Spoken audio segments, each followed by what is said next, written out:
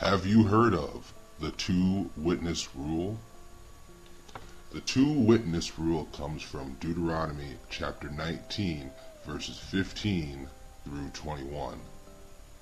Now, there is a controversy within the Jehovah's Witness religion, and I'm sure a few others, wherein this two-witness rule is used in sexual abuse cases.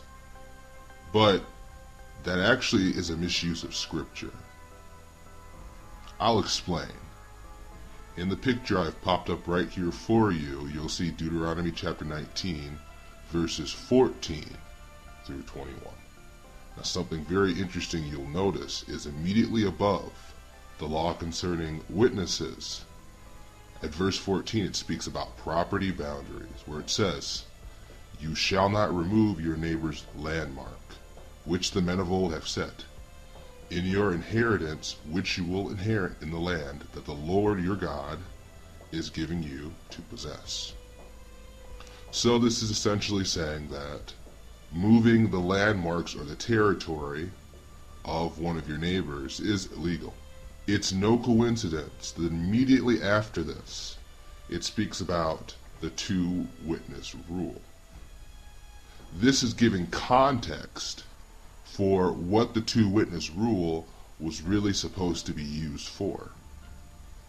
Really primarily for laws involving crimes, theft, and the like. When it comes to sexual matters, there's actually a different scripture to be used for such a scenario. That scripture is Deuteronomy. It's the same book, but it's chapter 22, verses 25 through 27. This is a key scripture. I'll read it. "But if out in the country a man happens to meet a young woman pledged to be married and rapes her, only the man who has done this shall die. Do nothing to the woman, she has committed no sin deserving death.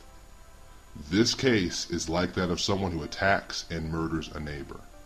For the man found the young woman out in the country, and though the betrothed woman screamed, there was no one to rescue her." This is an incredibly important scripture that has been overlooked, because the key of this scripture, as opposed to the context surrounding it, the scriptures before and after it, is that she is alone and there was no one to rescue her. So her rapist was able to get her in an enclosed and private area so that there would be no witnesses. But, as this scripture mentions, there is no need for two witnesses for this kind of scenario. Did you notice that? So the two-witness rule has been misused. It's supposed to be used for crimes like theft, landmark property. It was never intended to be used for matters involving, like, say, sexual child abuse. It has been misused, and this scripture is significantly more appropriate, as well as others, to handle such situations. So I just want to clarify this for those of you who are wondering. I've just proved to you through the scriptures themselves that the two-witness rule has been misused from its original purpose. If someone is sexually abused, you do not need to enforce the two-witness rule. You should call the authorities. There should definitely be an investigation, absolutely, involving the legal authorities. But the two-witness rule was not intended to be used in this kind of scenario where there is sexual abuse or rape involved.